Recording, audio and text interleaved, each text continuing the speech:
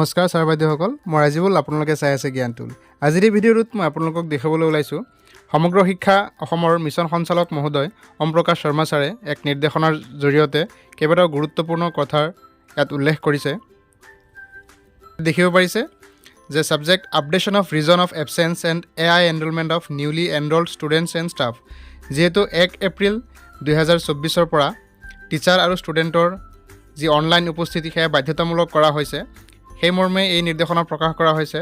আৰু ইয়াত দেখিব পাৰিছে যে with reference to the subject cited I wish to inform you that the department of school education government of Assam has mandated the taking of daily attendance for both teachers and students through Shiksha Setu effective April 1, 2024। যে শিক্ষক আৰু ছাত্ৰ সকলোৰে যি online উপস্থিতি সেয়া দিব লাগিব 1 এপ্ৰিল 2024 তাৰিখৰ পৰা।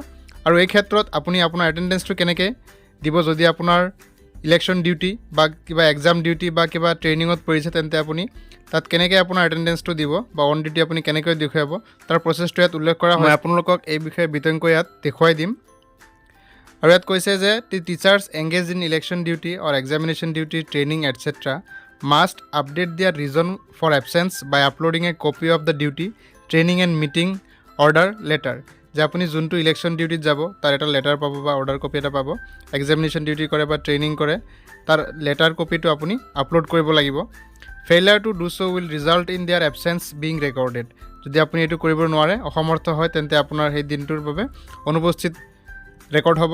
The workflow' will for upgrading the reason for absence is attach share with for circulation among the schools. আৰু এইটো কেনেকৈ কৰিব আপুনি মই দেখুৱাই দিম আপোনাক অলপ পিছতে। আৰু 2 নম্বৰ ইয়াত কোৱা হৈছে it is observe that data entry for new students at core শ্ৰেণী and class 1 are going on school along with the addition of new teachers since daily attendance for students and teachers is mandatory from April 1st, 2024. The AI enrollment of all newly added students and teachers must be completed by 31st March 2024.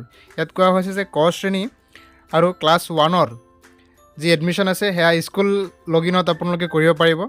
আৰু বাকী যি login আছে সেয়া block আৰু district লগইনৰ ফালৰ পৰাহে entry কৰা হ'ব। আৰু এই গোটেইখিনি কাম যদি বাকী আছে তেতিয়াহ'লে 31 মাৰ্চ 2024 আগত AI এনৰলমেণ্ট অৰ্থাৎ ফটো আপোনাৰ এনৰল কৰিব লাগিব। আৰু 3 নম্বৰত কোৱা হৈছে furthermore there are discrepancies regarding teaching and non teaching staff in Shiksha Setu portal. The list of such teaching and non teaching staff is enclosed and corrections should be made at the school level by March 31st, 2024. No changes will be allowed from April 1st, 2024 and corrections facility will only be available at the district level. ইয়াত কোৱা হৈছে যে কিছুমান বিদ্যালয়ৰ শিক্ষক আৰু non teaching ষ্টাফসকলৰ যি ডিছক্ৰিপেঞ্চিজ বা কিবা ডাটা কাৰেকশ্যন কৰিবলগীয়া আছে বা ফটো এনৰল কৰিবলগীয়া আছে, সেয়া 31 মাৰ্চ 2024 আগত আপোনালোকে সমাপ্ত কৰিব লাগিব স্কুল লেভেলতে। আৰু যদি 31 মাৰ্চলৈ নকৰে, ইয়াৰ পিছত আপোনাক এই সুবিধাখিনি দিয়া নহ'ব আৰু এই গোটেইখিনি সুবিধা তেতিয়া ডিষ্ট্ৰিক্ট লেভেলৰ পৰাহে আপোনাৰ কৰি দিয়া হ'ব। এতিয়া আহকচোন চাওঁ আপুনি ইলেকশ্যন ডিউটি বা ট্ৰেইনিঙত থাকিলে কেনেকৈ আপুনি নিজৰ অন ডিউটি দেখুৱাব বা এক্সামিনেশ্যন বা ইলেকশ্যন ডিউটি আপুনি কেনেকৈ শ্ব' কৰিব, আপডেট ৰিজনটো কেনেকৈ কৰিব। শিক্ষা সেতু এপত আপুনি এবচেণ্ট ৰিজনটো কেনেকৈ আপডেট কৰিব, তাৰ বাবে আপুনি আপোনাৰ মোবাইলৰ ব্ৰাউজাৰত গৈ shikshasetu.assam.gov.in চাৰ্চ কৰিব। কৰাৰ পিছত ইয়াত আপোনাৰ স্কুলৰ ইউজাৰ নেম, যোনটো আপোনাৰ ইউডাইচ কোড আছে, ইউডাইচ কোডটো দিব। লগতে পাছৱাৰ্ডটো এণ্টাৰ কৰি ডিষ্ট্ৰিক্ট ছিলেক্ট কৰিব। ছিলেক্ট কৰি ইয়াতে কেপচা কোডটো দেখা পাইছে, কেপচা কোডটো ইয়াতে এণ্টাৰ কৰিব। মই এক্সাম্পলৰ বাবে এখন স্কুলৰ লগইন ID পাছৱাৰ্ড ইয়াতে এণ্ট্ৰি কৰি আছোঁ। এটা লগইন ID পাছৱাৰ্ড ডিষ্ট্ৰিক্ট আৰু কেপচা কোডটো ফিল আপ কৰাৰ পিছত লগইনত ক্লিক কৰিব। ইয়াতে ক্লিক কৰাৰ পিছত এনেকুৱা এটা ইণ্টাৰফেচ দেখা পাব। ইয়াৰ পিছত লেফ্ট ছাইডত যোনটো অপশ্যন আছে 3টা লাইন দেখা পাব, ইয়াত ক্লিক কৰিব। ক্লিক কৰাৰ পিছত 3 নম্বৰ অপশ্যনটো টিচাৰ এণ্ড ষ্টাফ, ইয়াতে ক্লিক কৰিব।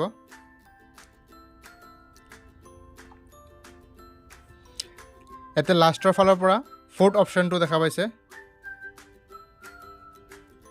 ষ্টাফ এবচেণ্ট ৰিজন আপডেশ্যন, ইয়াতে ক্লিক কৰিব। ইয়াতে আপুনি ষ্টাফ আপডেট ৰিজনত গৈ ষ্টাফ ছিলেক্ট কৰি ল'ব। প্ৰথমতে ষ্টাফ ছিলেকশ্যন কৰাৰ পিছত আপোনাৰ ট্ৰেইনিংটো বা ডিউটিটো কেতিয়াৰ পৰা আছে ডেটটো ছিলেক্ট কৰি ল'ব। ছাপ'জ 29 তাৰিখৰ পৰা আছে, 29 তাৰিখৰ পৰা 30 তাৰিখলৈ আছে, ডেটটো ইয়াতে ছিলেক্ট কৰিব। ছিলেক্ট কৰি পেলাই ইয়াতে এবচেঞ্চ ৰিজন ইয়াত দেখা পাইছে ট্ৰেইনিং 1 নম্বৰত আছে, 2 নম্বৰ আছে election duty, 3 number on duty, 4 number আছে meeting half day, 5 number meeting full day, 5 number আছে হিয়াৰিং, 6 নম্বৰ আছে চেঞ্চাছ ডিউটি, 7 নম্বৰ আছে এক্সামিনেশ্যন ডিউটি। ইয়াৰ যিকোনো এটা ৰিজন আপুনি ইয়াতে চিলেক্ট কৰিব। আপোনাৰ যদি ইলেকশ্যন ডিউটি থাকে ইলেকশ্যন ডিউটিত চিলেক্ট কৰি পেলাই ইয়াতে আপোনাৰ ইলেকশ্যনৰ লেটাৰটো এটা আপলোড ডকুমেণ্টছত ক্লিক কৰি আপুনি ছাবমিট কৰি দিব। এইদৰে আপুনি আপোনাৰ এবচেণ্ট ৰিজনটো ইয়াতে আপলোড কৰিব পাৰিব। আশা কৰিছোঁ ছাৰ বাইদেউসকল আপোনালোকে বুজাত একো অসুবিধা হোৱা নাই। যদি কিবা অসুবিধা পাইছে তেন্তে নিশ্চয় কমেণ্ট কৰি জনাব আৰু আপোনালোকে যিমান পাৰে সকলো ছাৰ বাইদেউসকলৰ সৈতে এই ভিডিঅ'টো শ্বেয়াৰ কৰিব যাতে তেওঁলোকে এই বিষয়ে অৱগত হয়।